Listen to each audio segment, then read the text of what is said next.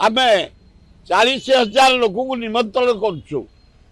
ओडिशार जेते शिव मंदिर जेते जगन्नाथ मंदिर जेते अन्य देवी मंदिर दुर्गा मंदिर गणेश मंदिर आम निमंत्रण करुचु डिसेम्बर 12 आसवाई। एटे 4टा गिरी ओडिशावासी भारतवासी पृथ्वीवासी जानी था। एटे हूँ 4टा गिरी धौलीगिरी खंडगिरी उदयगिरी लवंगगिरी धौली जो आमर बरुणाई पहाड़ गिरी नुह पहाड़ अरागड़ पहाड़ गिरी नुह पहाड़ बारीमूल पहाड़ ये हूँ 4टा गिरी से गाड़ी गिरी उपरे आमर जो डॉक्टर तिरुपति पाणिग्राही हाईटेकर जे चेयरमैन तांको नेतृत्व रे से पहाड़ रे गोटे शिव मंदिर गोटे हनुमान मंदिर गोटे जगन्नाथ मंदिर हो। शिव मंदिर हनुमान मंदिर कंप्लीट हो गला जोरसोर आम काम करुचु जगन्नाथ मंदिर संपूर्ण करूँ एवं भारत राष्ट्रपति की निमंत्रण कर आसी उद्घाटन करने डिसेम्बर 12 रे ये सबू कार्य हूँ डॉक्टर तिरुपति पाणिग्राही नेतृत्व रे से समस्त कथा बुझुंट।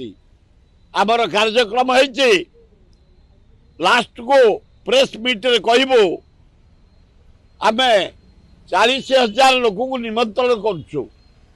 ओडिशार जेते शिव मंदिर जेते जगन्नाथ मंदिर जेते अन्य देवी मंदिर दुर्गा मंदिर गणेश मंदिर आम निमंत्रण करुचु डिसेम्बर 12 आसवाई। एवं 200 दल संकीर्तन से तलु बजे बजे जीवे पहाड़ उपर से 2 दिन काल रे।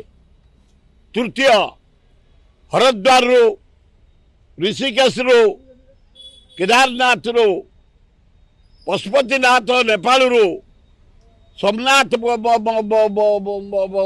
आमर गुजरात तिरुपति पंडित मान आसुंचे जो हम यज्ञ हम प्रतिष्ठा से यज्ञ से माने जोग देवे। ओडिशा रु आम 5 बाजी जेते मठ अच्छी महंत मान को से निमंत्रण करुचु एवं पंडित पुरीर शंकराचार्य पुरी महाराज राज्यपाल ओडिशा मुख्यमंत्री ओडिशा आमर विरोधी दल नेता नवीन पट्टनायक ओडिशा कांग्रेस नेता ओडिशार विरोधी दल नेता दलमत निर्विशेष खेलुआड़ी साहित्यिक ऐतिहासिक साधु संत एवं संस्कृति प्रेमी एडमिनिस्ट्रेटर डाक्तर सबू कैटेगरी सांबादिक सबू मीडिया समस्त आम निमंत्रण करुचु डिसेम्बर 12 आज कार्य तनागना हो आरंभ हो चलती।